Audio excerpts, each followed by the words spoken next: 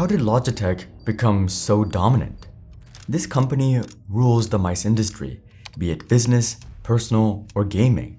They're the most dominant by far, a $15 billion company, almost $5 billion in revenue, one of the most iconic mice in history.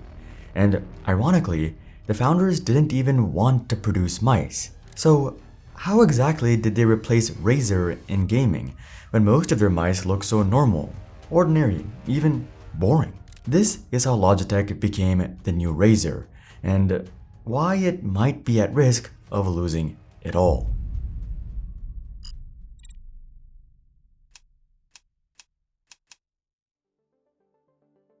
One of the weirdest parts to all of this is that Logitech was never even meant to be a mouse or a hardware company. We didn't want to be in mice. They seemed to be beneath our intelligence. We wanted to be a software company like Microsoft. The name itself is Logicel, which is literally French for software plus tech. The founders, Daniel Borel and Pierluigi Zappacosta, were Stanford students, but were originally from Switzerland and Italy, and they were inspired by the exploding Silicon Valley. The partners hoped to bring the same sense of entrepreneurship that they had found in California to the European computer industry. But there was a problem. Backing. Despite the explosion of software companies in the US, finding funding in Europe was still fixed on an older corporate model. Software was probably a bit too risky and new. And in 1984, their first big break came after they won a contract from HP to supply mice, as well as other computer peripherals. The P4. Wow. But this put Logitech on the map. Then came deals with AT&T, Olivetti, Conversion Technologies, and DEC. Then came IBM, by far the biggest player in personal computing. That year, Logitech had sold 25,000 mice. At this point, Logitech likely identified a problem. Their mice were sold through PC makers. If those companies or PC sales struggled, so would Logitech. Plus, the costs were extremely high. So, with more financial cushion, the next year they launched possibly their most important product, their own retail mouse, the C7. Just look at that thing. Mice used to look so different. It sold for $99 or $300 today. A bit pricey, but it was cheaper than Microsoft and came with better software. In its first month, it sold 800 units. Small, but remember, personal computers were still growing. But this thing would start gaining momentum. It eventually became the best-selling mouse of its time, even outselling Microsoft. With this momentum, Logitech went public in 1988 on the Swiss Stock Exchange, then the Nasdaq 10 years later. Logitech was growing fast, and around this time, Logitech appointed a new CEO, Guerino De Luca, an executive from Apple. Everything was going great, but why exactly? How did they take so much ground? What was different about Logitech? Well, for one, Logitech identified, ironically, they needed to detach from PCs. They were originally sold through PC makers and switched to retail, but it goes deeper than this. We are in the PC industry, but we are not influenced by PC sales. Consider the PC sales have stagnated because there are no compelling features driving new purchases. Additionally, the starting price of about $1,000 puts it out of the range of consumers worrying about the tight economy. Logitech's add-ons upgrade existing PCs without breaking the bank. In our price range, consumers don't see their budgets impacted. Might sound obvious, but Logitech was one of the few companies doing this. What's one of the easiest ways to make your PC experience better? Buy a nicer mouse and keyboard. Even if the experience is still the same, it still feels nicer to use. Logitech also had amazing foresight, specifically for consumer preferences. They were innovating and trying to push mice forward in all kinds of ways. Not all of them were a hit, of course, but some were. Around this time, Logitech introduced their first cordless mouse for metaphor computer systems. They also expanded into webcams and other computer peripherals. In 1998, Logitech acquired QuickCam for $26 million, the first webcam with a built-in microphone. By 2000, it had become the top seller of webcams, and the following year moved into PC speakers, headsets, and microphones by acquiring LabTech. We doubled this company in 4 years and will do the same in the next 4 years. In 2004, the revenue was $1.27 billion, with a nice $130 million profit. Logitech had gone from a tiny Swiss startup to a PC peripheral powerhouse, producing its 1 billionth computer mouse in 2008. And this gave them an opportunity. They had a great reputation in home PCs and business, but there was another PC market beginning to take off.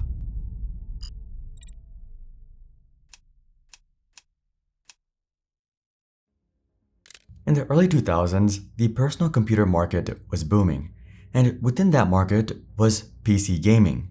Games like World of Warcraft had just launched, while competitive shooters like Counter-Strike were taking off. But these didn't use controllers. These shooters required precise aim, a mouse. And games like World of Warcraft required all kinds of specific keys for spells and items, some required simultaneously. There was a new type of demand for mice and keyboards. Companies like Razer were entering the scene with a focus on performance and precision. So Logitech decided to take a shot at the gaming industry. This wasn't their first attempt at gaming, but this time it would be more to their strengths: mice. First came the Logitech MX518 in 2005. If you've been around for a while, you might recognize this thing. Comfortable shape, but extremely accurate tracking. This thing was everywhere. It sold over 16 million units in total. The MX518 laid the foundation for Logitech's iconic G series, like the G5 and G7. These mice introduced features like adjustable weights and improved sensors, all designed to give hardcore gamers more precision, customization, and better performance. Logitech had made a name for itself in gaming, but it was still behind Razer. These mice, however, were nothing compared to Logitech's next product. In 2014, Logitech released the G502 Proteus Core, possibly the greatest gaming mouse ever made, maybe even the best mouse ever made. I've used one for years, and before this mouse was another G502. This thing is incredible, sturdy, responsive, customizable, and feels amazing. The G502 quickly became Logitech's signature gaming mouse. Players could customize its weight, program extra buttons, and rely on tracking that was among the best at the time. Some people say this thing is too heavy, which has spawned some pretty good memes, but you can just take out the weights in the bottom. Use whatever mouse you like, but I love this thing, and there's a reason there are so many iterations of it. Not only that, it appealed to gamers and general desktop users because it looked like a good mouse. Razer products, as good as they are, do look very gamer. Logitech's gaming keyboards were getting similar praise too, so they began to expand. In 2017, it acquired Astro Gaming for $85 million. Known for its high-end console gaming headsets, Astro gave Logitech direct access to console gamers and the growing esports scene. Admittedly, this one didn't pan out so well, but this was just one of many moves from Logitech. Gaming had become more than just playing, but creating, specifically streaming, and Logitech was eyeing this next. In 2018, Logitech acquired Blue microphones. A lot of YouTubers, especially in the 2010s, had these. The Blue Yeti, Blue Snowball Ice, it was squarely in the market for gaming and streaming. Instead of relying on other companies, it could now offer creators a complete setup, from mice, keyboards, webcams, to high-quality microphones. Logitech had created its own ecosystem, and they went further. Now firmly in the streaming space, Logitech acquired Streamlabs for $89 million in 2019. Streamlabs powers much of the streaming world. 70% of Twitch streamers use its software, at least according to Streamlabs. It's a tool built on OBS to manage alerts, donations, overlays, and other streaming tools. Logitech had slowly secured the gaming market. It wasn't sudden. It gradually felt like people used less Razer and used more Logitech, as well as rising brands like SteelSeries, Keychron, and Corsair. Logitech was firmly in the lead though. According to a 2026 report, it holds a 19% gaming mouse market share with Razer behind at 16%.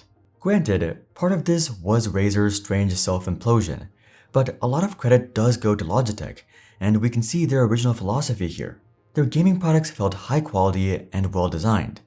Not everyone can justify a giant new PC, but a G502 mouse and maybe a G15 keyboard? Much more likely. 10 years after its launch in 2024, Logitech celebrated the legendary G502 gaming mouse, calling it the world's most popular gaming mouse with over 21 million units sold. Every second, Logitech ships around 5 products across 150 countries. Logitech is now number 1 or number 2 in 12 of the 13 product categories in which it competes. But Logitech now faces an interesting challenge. If its hardware lasts for years, how does the company keep growing without losing its place at the top?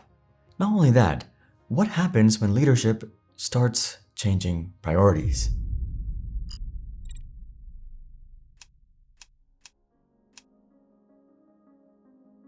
If you've watched this far, consider subscribing. You probably enjoy our stuff, and it helps the channel too. Thank you. The cracks are starting to show. Today, loyal customers say Logitech's product quality isn't what it used to be. It's over for Logitech. They stopped innovation and now they want to charge subscription for your mouse. And their CEO thinks they are still top dog. Talk about being delusional and disconnected from reality. LOL. So true. I had a G105/G402 for 7 years, had no issues whatsoever. I bought the G915 keyboard, G Pro X mouse to update my stuff and have wireless last December. Man, they disconnect almost every day. I end up using the keyboard wired. WTF happened to this brand? Their perception of quality is slipping, and not just in hardware either. Maybe this is just me, but the Logitech G Hub software, it is one of the worst pieces of software I've ever used. It seems to need an update every day. It changes my G502 settings while it launches, which takes forever. The mouse is nearly unusable until it decides it wants to work. Most Logitech products are great, but the software is just awful. Seems I'm not the only one either. I'm honestly glad they're not a software company because yikes. But speaking of that, it seems their priorities may have changed. Recently, a strange battle has been going on within Logitech over control of the company, triggered by one gigantic global event. Logitech learned during the pandemic just how lucrative the business market could be. Its product lineup was perfectly positioned. Camera, microphone, and meeting software sales jumped 60% in early 2020, while webcams sold out worldwide as millions of people worked from home. Webcams were now the winning product, and Logitech believes it's still only scratching the surface. The company estimates its serviceable addressable market is worth around $24 billion, yet today it generates just $4.6 billion in annual revenue for Logitech. To close that gap, Logitech is expanding into hybrid work, businesses, education, healthcare, and even government, turning what started as a mouse company into a much broader technology brand. But this actually came with a huge corporate battle. After the pandemic boom, Logitech hit a slowdown as people stopped buying work-from-home equipment. 9 straight quarters of sales declines by 2024.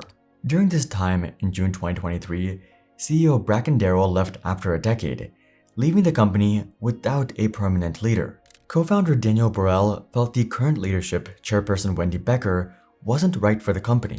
For context, Borrell, despite being a co-founder, only held 1.5% of Logitech. He publicly went after her, arguing she didn't have the experience to run a tech company. He blamed her for failing to cut costs after the pandemic and for taking too long to replace Darrell. But nobody really agreed. At Logitech's 2023 annual meeting, Becker was re-elected with 96% of the vote. Borrell backed off, at least for a while. The next year, though, he came back. Borrell published an open letter to shareholders. I have proposed an alternative candidate, Mr. Guy Gecht, a member of the board of directors. Mr. Gecht has the necessary knowledge of the high-tech industry and can provide Logitech with the stability the company needs. Common sense shows that he is preferable to the current chairperson, Wendy Becker, who seemingly has little left to contribute to Logitech as it faces urgent and existential challenges. Logitech tried to block Gecht being appointed, but this drama had made its way to court, which ordered Gecht to be nominated for chairmanship. But despite the nomination, he still needs to get voted in, and he only got 14%. Around the same time, Logitech appointed Hanneke Faber, a former Unilever executive, as its new CEO. Borrell wasn't happy about that either, arguing she also lacked a tech background. Logitech had become the center of a public boardroom fight, but as you can tell, their priorities were all over the place during this time. Even after losing, Borrell eventually got what he wanted. Logitech had already announced that Becker wouldn't seek re-election in 2025. Then, in June 2025, the board nominated Guy Gecht as its next chairperson, who currently holds the role. Then came another controversy. In 2024, Logitech CEO mentioned the idea of a forever mouse, one that could last for years while users paid for software features. Yeah, people didn't like that idea. The internet quickly turned it into a subscription mouse, sparking a huge backlash. Logitech later clarified that it was only a concept, not an actual product. Logitech publicly clarified that there were no plans for a subscription mouse, but it gave everyone an insight into what Logitech is thinking. Logitech wants to be more than a peripheral company. It's pushing into workplace technology and enterprise software, chasing bigger markets, but also taking on tougher competition and slower sales. But why do all this? Why annoy everyone? Well, there is a reason for this. Logitech's biggest products all belong to mature markets. Mice, keyboards, webcams, and headsets aren't growing the way they once did. People keep them for years, while competitors keep fighting for these same customers. Happy customers don't give you more money until they buy again, but that can take years, and that is the problem. How do you get repeat customers if you make a product that actually lasts? Lots of companies struggle with this, and it's why some amazing companies go out of business. And it's also why a lot of modern tech is designed with planned obsolescence for future revenue. Logitech is in a difficult spot. They are still dominating. In 2026, the company kept 43.5 cents for every dollar of sales before operating expenses, a sign of healthy margins. It also returned $768 million to shareholders. But the underlying issue is that mice, keyboards, webcams, and headsets are all categories where replacement cycles can be slow and competition is relentless. Yet, Logitech can't mix things up too much, or they'll alienate or annoy their loyal customers. Razer figured that out the hard way. Check out this video next to learn more, but until then, I'm Hari, and I'll see you guys on the next one.